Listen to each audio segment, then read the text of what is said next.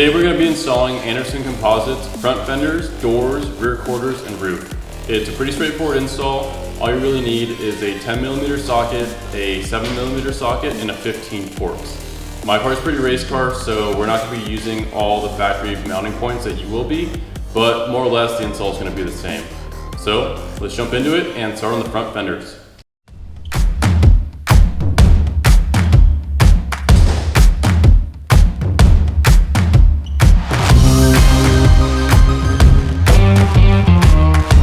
Hood is off. You have these 1, 2, 3, 4, 5, 6, 7mm bolts.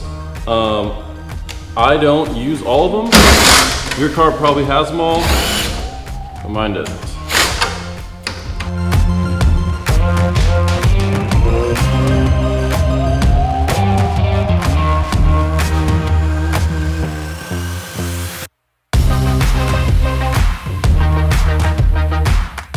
Next will be your door. Mine is a little bit different than yours. I have these quick release G-speed mounts where I just pull these pins out and the door will come off. Yours won't have this. So this will actually require a 13mm socket.